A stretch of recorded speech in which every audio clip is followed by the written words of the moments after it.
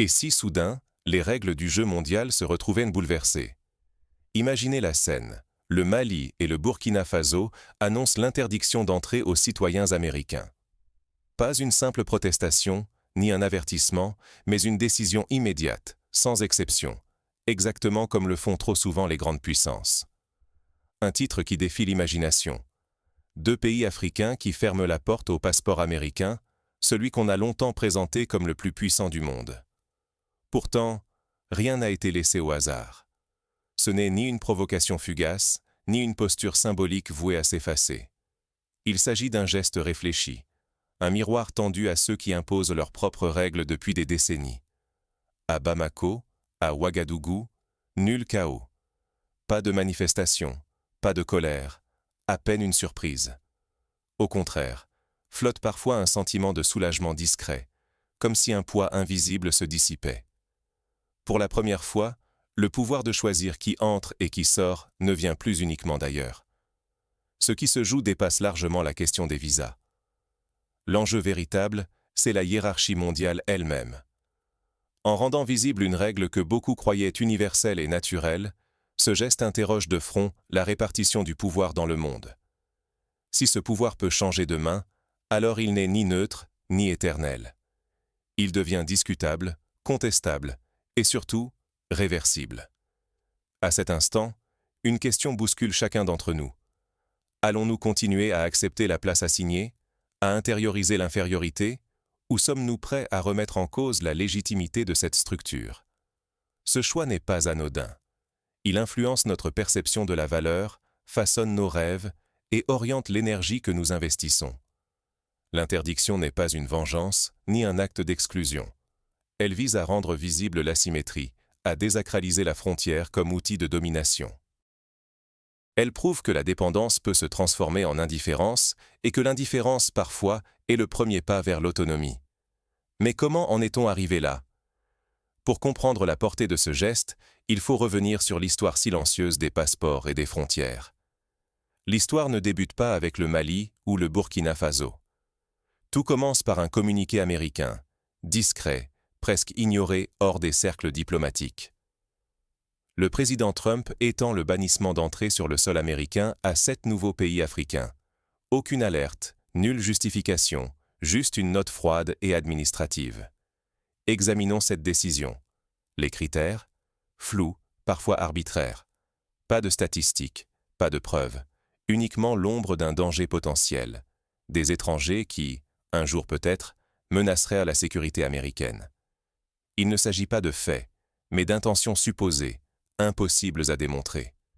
L'action réelle compte moins que l'identité, ou plutôt que le passeport exhibé. Pourquoi viser ces pays? Parce qu'ils n'ont pas de voix politique aux États-Unis. Les populations concernées n'ont aucun poids électoral, aucune influence sur les débats internes. Restreindre leur entrée n'impacte ni vote ni réputation. La sanction devient indiscutable, quasi invisible aux yeux de l'opinion publique américaine. Ce dispositif façonne un classement mondial. Certains passent, d'autres sont stoppés, non pour leurs actes, mais pour ce qu'ils représentent. La peur ne répond plus à un vrai danger, elle devient un filtre, un outil de tri universel. On ne choisit plus des individus, on trie des nationalités, on érige une hiérarchie où le lieu de naissance efface tout mérite ou aspiration personnelle. La peur s'installe, diffuse et muette, pour justifier des mesures sans débat ni preuve. C'est cela, au-delà des frontières, une institutionnalisation du tri des peuples, où l'avenir dépend moins de l'effort personnel que d'un simple document à la douane.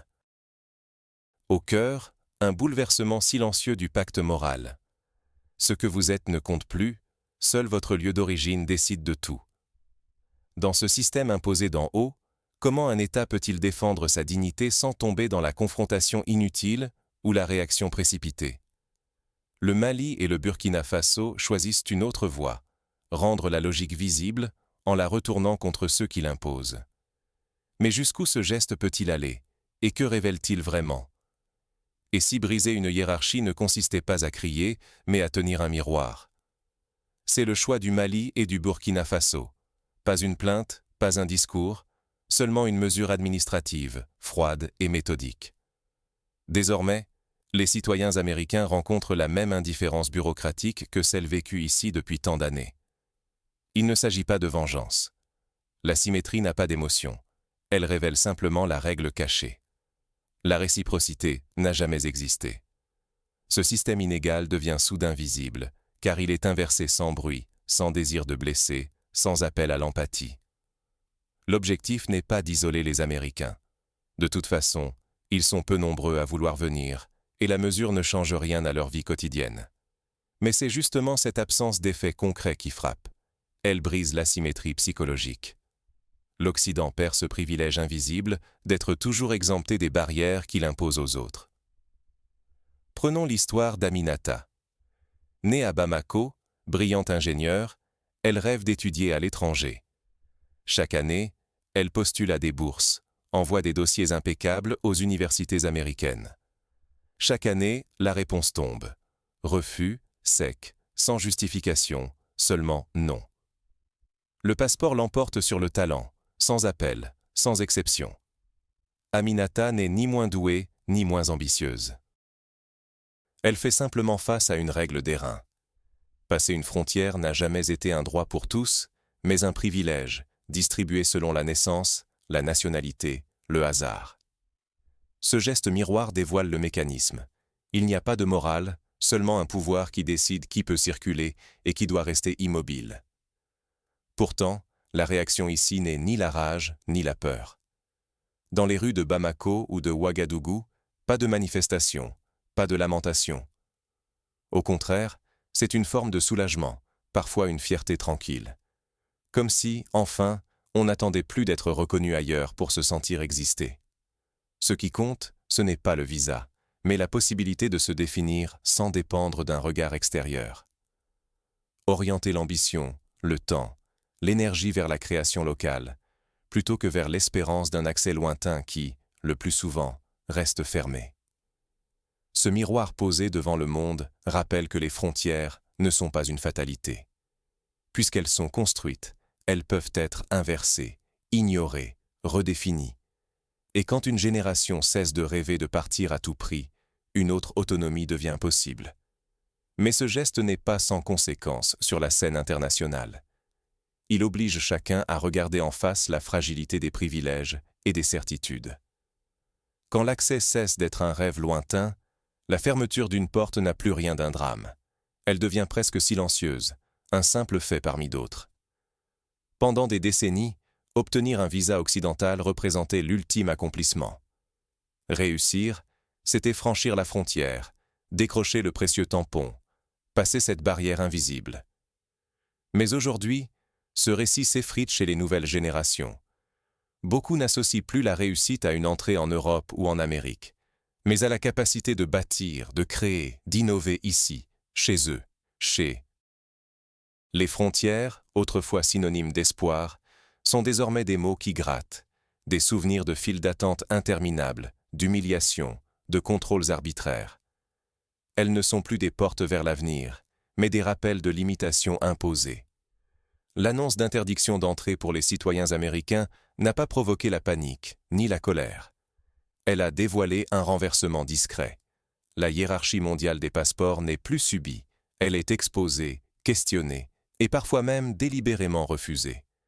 Dans les rues de Bamako, d'Ouagadougou ou d'Abidjan, de plus en plus de jeunes entrepreneurs affirment leur volonté de rester. Ils ne rêvent plus de Silicon Valley ou de Berlin. Leur ambition, lancer leur start-up sur place, relever les défis locaux, attirer des investissements africains, transformer les contraintes en opportunités. Le succès ne s'exporte plus, il s'enracine. Ce basculement est profond. Hier encore, la frustration ou la colère dominait face au refus de visas. Désormais, c'est l'indifférence, voire la lassitude, qui s'installe. L'absence d'accès n'est plus vécue comme une blessure, mais comme un espace pour réinventer ses rêves hors du regard occidental. Le vrai risque, c'est de s'accrocher à tout prix au désir d'inclusion dans un système qui ne nous attend pas. Mais la vraie opportunité, c'est de redéfinir la réussite en dehors des normes dominantes, de s'autoriser de nouveaux récits et de tracer d'autres horizons. Restons attentifs à la façon dont ce renversement psychologique s'incarne, concrètement, dans des parcours individuels et collectifs. Quel visage prend ce changement sur le terrain? À travers des histoires et des choix, la bascule devient tangible. La véritable victoire commence le jour où l'on renonce à attendre l'autorisation d'agir, où l'on cesse de tendre l'oreille aux voix extérieures pour enfin écouter la nôtre. Ce jour-là, la créativité devient force motrice, et l'on cesse de s'excuser d'exister. Regardez Aminata. Hier encore, elle suivait le tempo dicté par des politiques étrangères. Aujourd'hui, elle coordonne un projet d'eau potable dans son quartier, unit ses voisines et voisins, cherche des fonds, invente des solutions inédites. Elle n'a pas reçu son autorité, elle l'a forgée pas à pas. On retrouve cette dynamique chez de nombreuses et nombreux jeunes. Ils investissent leur énergie ici, dans des initiatives locales, refusant de voir l'exil comme unique horizon. Désormais, le regard des puissances lointaines n'a plus le pouvoir de faire rêver. Ce qui compte, c'est l'impact concret, là où l'on vit, aujourd'hui. Cette indifférence affichée face à la hiérarchie extérieure sape les bases mêmes du pouvoir traditionnel, bien plus qu'une révolte frontale. Car le pouvoir a besoin d'être désiré, craint ou contesté pour perdurer. L'ignorer, c'est le priver de toute emprise. On croit parfois que l'exclusion crée la liberté. Mais la vraie souveraineté naît quand on décide de ne plus mesurer sa valeur à travers le regard d'autrui. C'est une rupture discrète mais décisive. Choisir que le passeport, la validation ou la permission ne définissent plus notre légitimité. Construire sa vie selon ses propres termes, c'est conquérir une autonomie profonde. Ce que l'on gagne, c'est la capacité de façonner son présent sans attendre l'onction ou l'ouverture d'un autre, sans suspendre son élan à un feu vert qui ne viendra peut-être jamais. La souveraineté, alors, devient puissance d'agir. Elle prend corps à l'instant où l'on cesse de demander « ai-je le droit ?» et où l'on affirme enfin « moi aussi, j'écris l'histoire ». Mais ce basculement pose à chacune et chacun une question irréductible qui reste à affronter. Que ferons-nous de ce miroir que l'histoire vient de tendre? Oserons-nous en saisir la puissance pour transformer nos ambitions et redéfinir nos frontières intérieures? Quand ceux qui vous fermèrent la porte ne font plus que détourner le regard de vos rêves, qui détient vraiment le pouvoir? Ce geste d'interdiction n'est pas une simple revanche. Ce n'est ni une querelle d'ego, ni un caprice. C'est le miroir tendu à l'ordre mondial. Ce que l'on croyait immuable, la force d'un passeport, l'évidence des frontières, s'avère n'être qu'une croyance collective, un jeu de rôle qui peut basculer. Jusqu'ici, on nous a appris que la liberté de circuler, la validation venue d'ailleurs, étaient des lois naturelles. Mais ce pouvoir ne tient que parce que nous y croyons, parce que l'on accepte que notre avenir dépende d'un droit d'entrée, d'un tampon étranger. Le jour où ceux qu'on excluait deviennent indifférents, quelque chose se fissure. Ce n'est plus la fermeture des portes qui fait mal, mais la fin de l'obsession d'être accepté. L'indifférence, ce simple retrait, désamorce le prestige de l'interdiction. Elle brise la dépendance psychologique à la reconnaissance des puissants. Peu à peu, l'exclusion ne blesse plus. Elle libère. Ceux qui vous rejetaient n'inspirent plus ni crainte ni désir. Leur regard n'est plus nécessaire pour avancer. Et voici la question qui surgit. Pourquoi insister à entrer dans un système qui vous ignore? Pourquoi investir tant d'efforts, de temps, d'ambition, dans la quête d'une validation qui ne viendra jamais? Dès lors, tout s'inverse. Ce que vous offrez, idées, énergie, talent, peut alimenter une machine qui vous méprise, ou servir à bâtir ce qui vous ressemble. Les frontières ne sont plus des murs sacrés, elles deviennent des révélateurs, parfois même des outils d'émancipation.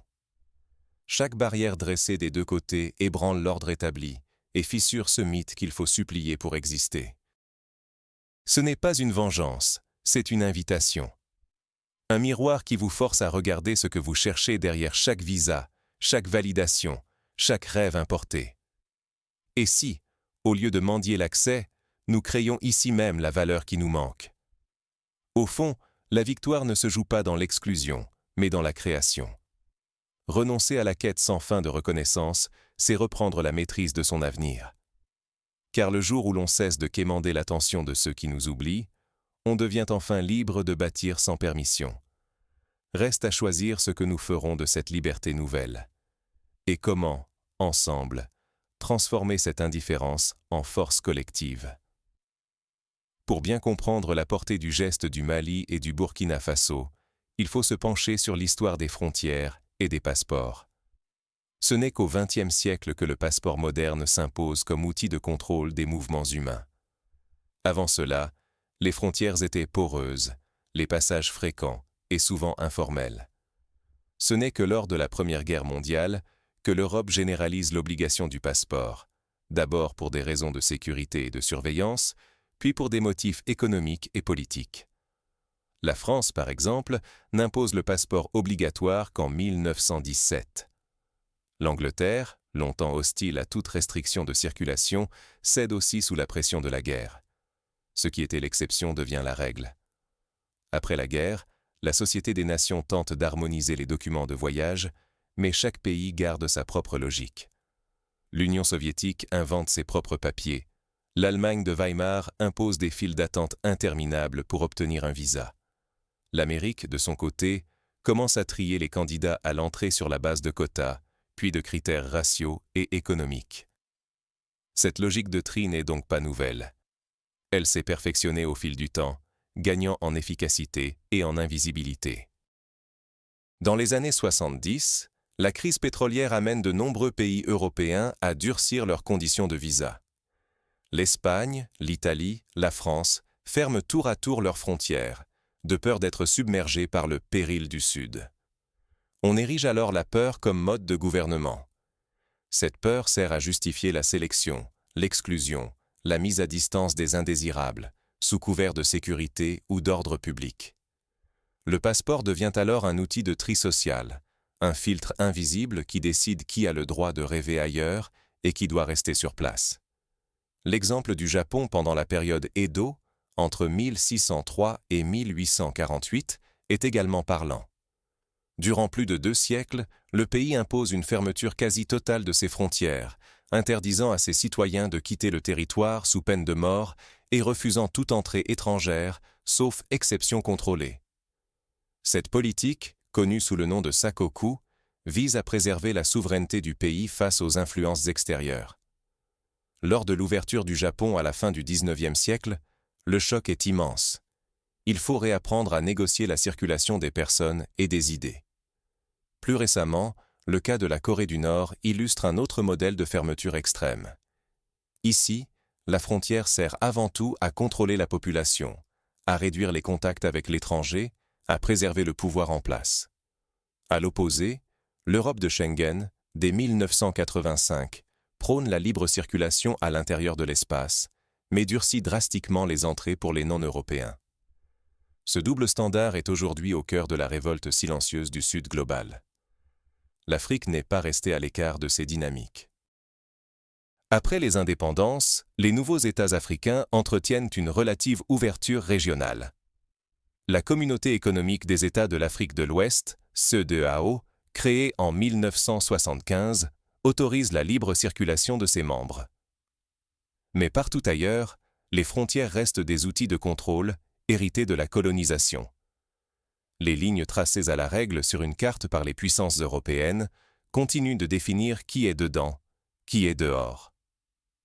La décision du Mali et du Burkina Faso s'inscrit donc dans une longue histoire de rapports de force. Elle rappelle que la souveraineté, loin d'être un concept abstrait, se joue chaque jour à la frontière. Refuser l'entrée à un citoyen américain, c'est affirmer sa capacité à définir ses propres règles, à refuser l'asymétrie imposée. Prenons un autre exemple. En 2017, le président américain Donald Trump signe un décret interdisant l'entrée des ressortissants de 7 pays majoritairement musulmans, dont la Syrie, l'Iran, le Soudan, la Libye, la Somalie, le Yémen et l'Irak. Cette mesure, rapidement qualifiée de Muslim ban, suscite une vague d'indignation mondiale. Des milliers de personnes manifestent dans les aéroports américains. Des juges fédéraux suspendent temporairement l'application du décret. Mais la logique de fond demeure. Il suffit d'un trait de plume pour effacer le droit de circuler, pour hiérarchiser les vies. Face à cela, d'autres pays choisissent la réciprocité. En 2018, la Russie, en réponse aux sanctions américaines, interdit l'entrée à plusieurs dizaines de responsables politiques américains. L'Iran, la Chine, la Turquie pratiquent aussi ce jeu du miroir, sans que cela ne bouleverse l'ordre mondial. Mais lorsque ce sont des pays africains, longtemps considérés comme périphériques, qui prennent l'initiative, la portée symbolique est bien plus forte. Imaginons un scénario. Un groupe de chercheurs américains souhaite participer à une conférence scientifique à Ouagadougou. Ils préparent leur dossier, achètent leurs billets, anticipent des rencontres et des échanges. Mais au guichet de l'ambassade, on leur oppose un refus, poli mais ferme. Votre pays pratique une politique discriminatoire à notre égard. Nous appliquons la réciprocité. Pour la première fois, ces chercheurs font l'expérience de l'impuissance que vivent tant d'Africains aspirant à l'ailleurs. Ce choc est un révélateur. Sur le plan économique, la fermeture de la frontière peut sembler dérisoire. Les flux d'investissements américains vers le Mali ou le Burkina Faso restent faibles. Les touristes américains se comptent, chaque année, sur les doigts de la main. Mais l'enjeu est ailleurs. Il s'agit de déplacer le centre de gravité psychologique, de cesser d'accorder à l'étranger le pouvoir de définir la valeur locale. Cette logique se retrouve dans le mouvement Made in Africa, qui valorise la production locale, les startups fondées sur place, la réussite ancrée dans le territoire. Prenons l'exemple de la Nollywood nigériane. En quelques décennies, l'industrie cinématographique du Nigeria est devenue la seconde du monde, après Bollywood, dépassant Hollywood en nombre de films produits chaque année. Les réalisateurs, acteurs, techniciens n'attendent plus l'aval des studios américains. Ils créent pour leur propre public, imposent leurs codes, exportent leur imaginaire. Ce succès, qui s'est construit sans visa ni validation extérieure, prouve qu'une autre voie est possible. Sur le plan politique, la fermeture symbolique des frontières rappelle la déclaration de Bandung de 1955, où 29 pays d'Asie et d'Afrique revendiquent le droit de définir leur propre avenir hors des logiques de la guerre froide. Ce sommet marque le début du mouvement des non-alignés qui prône l'autonomie, la coopération sud-sud, la résistance à la domination occidentale. Le geste du Mali et du Burkina Faso s'inscrit dans cette lignée, affirmant la dignité comme principe non négociable. Dans la vie quotidienne, ce basculement se traduit par des choix individuels. De plus en plus de jeunes diplômés africains refusent de consacrer des années à remplir des dossiers de visa, à subir des humiliations consulaires, à mendier l'accès à des universités qui, souvent, ne les attendent pas. Ils préfèrent investir dans des projets locaux, lancer des incubateurs, créer des réseaux de solidarité. Au Sénégal, le Tech Hub de Dakar attire chaque année des centaines d'innovateurs venus de toute l'Afrique de l'Ouest. À Abidjan, la Côte d'Ivoire accueille des festivals de musique, des salons du livre, des rencontres scientifiques qui n'ont rien à envier à l'étranger. Ce mouvement s'accompagne d'une redéfinition de la réussite. Longtemps, partir était vu comme l'ultime aboutissement, le gage d'avoir réussi sa vie. Aujourd'hui, rester devient un choix affirmé, une manière de réinvestir l'espace local, de transformer les contraintes en ressources. Ce n'est pas un renoncement, mais une stratégie d'autonomisation. Pour accompagner ce changement, il existe des leviers concrets. D'abord, la réforme des systèmes éducatifs pour valoriser les compétences locales, intégrer l'histoire africaine dans les programmes, encourager l'innovation endogène. Ensuite, le renforcement des réseaux économiques régionaux, la zone de libre-échange continentale africaine, lancée en 2019, vise à créer un marché unique pour plus d'1 milliard de consommateurs. Cette dynamique, si elle se poursuit, permettra de réduire la dépendance aux marchés extérieurs. Autre piste, la diplomatie culturelle. En organisant des festivals, des expositions, des échanges artistiques intra-africains, les pays du continent affirment leur identité sur la scène internationale. Les succès de la littérature africaine contemporaine, de la mode, du design, témoignent d'un appétit grandissant pour des récits et des esthétiques enracinées. Sur le plan technologique, l'Afrique invente ses propres solutions. Le paiement mobile, initié par M-Pesa au Kenya, a révolutionné la finance pour des millions de personnes exclues du système bancaire classique. Cette innovation, née d'un besoin local, inspire désormais des pays d'Asie et d'Amérique latine. Elle prouve qu'il est possible de créer, de diffuser, de transformer sans attendre le feu vert de l'Occident. Pour aller plus loin, il serait pertinent d'imaginer des politiques migratoires africaines fondées sur la réciprocité, la transparence et la dignité. Plutôt que de subir les restrictions venues d'ailleurs, chaque État pourrait définir des critères d'entrée clairs, justifiés, limitant l'arbitraire. Des accords bilatéraux, fondés sur l'égalité, pourraient remplacer la logique du tri unilatéral. À terme, ce serait un moyen de rééquilibrer les rapports de force, d'imposer le respect mutuel comme norme minimale. Sur le plan symbolique, l'acte de refuser l'entrée à un citoyen américain est un message adressé à la jeunesse. Tu n'as plus besoin de l'approbation d'autrui pour exister. C'est un appel à l'audace, à la prise de risque, à l'invention de soi. Cela ne signifie pas ignorer le reste du monde, mais refuser la soumission psychologique à des modèles extérieurs. Pour illustrer ce changement d'état d'esprit, prenons l'histoire de Moussa, entrepreneur à Ouagadougou. Après des années à tenter d'obtenir un visa pour développer des partenariats aux États-Unis, il décide de se tourner vers le Ghana et le Nigeria. Avec d'autres jeunes, il crée une plateforme de commerce électronique reliant plusieurs villes d'Afrique de l'Ouest. Leur chiffre d'affaires double en 2 ans, sans jamais franchir les frontières européennes ou américaines. Moussa tire une fierté nouvelle de ce succès. Il n'a pas attendu qu'on lui ouvre la porte, il a bâti la sienne.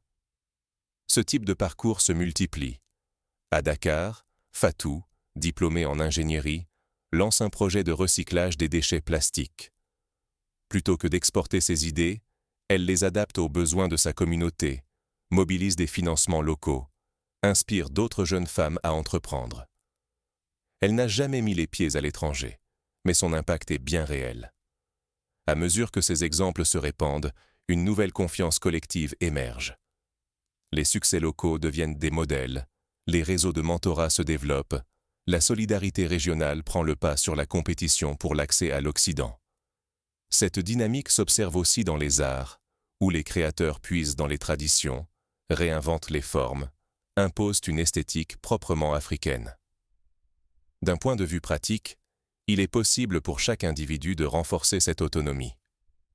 Première étape, s'informer sur l'histoire des frontières, comprendre les mécanismes de domination, déconstruire les mythes du passeport miracle. Deuxième étape, valoriser les compétences locales, soutenir les initiatives qui créent de la valeur sur place. Troisième étape, construire des alliances régionales, partager les ressources, mutualiser les savoirs. Enfin, cultiver l'audace de refuser le regard de surplomb, d'oser l'expérimentation, d'assumer l'échec comme étape vers la réussite. Au niveau institutionnel, les gouvernements africains peuvent investir dans la formation, la recherche, l'innovation, pour cesser de dépendre des modèles importés. Ils peuvent aussi négocier, ensemble, des accords migratoires plus équitables, conditionner l'ouverture de leurs frontières à la reconnaissance réciproque de leurs citoyens. Cette stratégie, déjà esquissée par la CEDEAO, pourrait être étendue à d'autres régions du continent. Il serait également pertinent d'impliquer la diaspora africaine dans cette dynamique. Plutôt que de la considérer comme une simple source de transfert financier, les États pourraient encourager le retour d'expérience, le partage de compétences, la création de ponts économiques et culturels entre le continent et le reste du monde. Les succès des Nigérians dans la Silicon Valley, des Ivoiriens dans la gastronomie parisienne, des Sénégalais dans la mode, montrent qu'il est possible de conjuguer ancrage local et rayonnement international. Ce basculement psychologique n'est pas sans risque. Il peut susciter des résistances, des incompréhensions, des tentations de repli. Mais il ouvre aussi la voie à une créativité nouvelle, à une redéfinition du sens de la réussite, à une affirmation sereine de l'autonomie. Il ne s'agit pas de s'isoler, mais de cesser de subordonner son destin à la validation extérieure. En conclusion, le geste du Mali et du Burkina Faso n'est pas une fin en soi. C'est un point de départ, une invitation à repenser les frontières, à inventer d'autres manières d'être au monde. Il nous rappelle que la liberté ne se quémande pas. Elle se conquiert, chaque jour, par des actes concrets, des choix assumés, des solidarités tissées. La question qui demeure, pour chacun d'entre nous, est la suivante. Que ferons-nous de ce miroir? Aurons-nous le courage d'y reconnaître notre puissance, d'y puiser la confiance nécessaire pour transformer nos rêves en réalité, ici et maintenant? L'histoire n'est jamais écrite d'avance. Les règles du jeu mondial, loin d'être immuables, sont le résultat de choix collectifs, de rapports de force, d'imaginaires partagés. Le jour où l'on cesse de croire à la toute-puissance du passeport étranger, où l'on affirme sa propre dignité, ce jour-là, une autre histoire devient possible. Et si, au lieu de tendre la main vers l'ailleurs, nous choisissions d'ouvrir nos propres portes, de bâtir des ponts vers nos voisins, d'inventer un avenir qui nous ressemble? Et si la véritable liberté consistait à écrire nos règles, à tracer nos chemins, sans attendre la permission de quiconque? Chaque génération a rendez-vous avec son miroir. À nous de choisir ce que nous voulons y voir.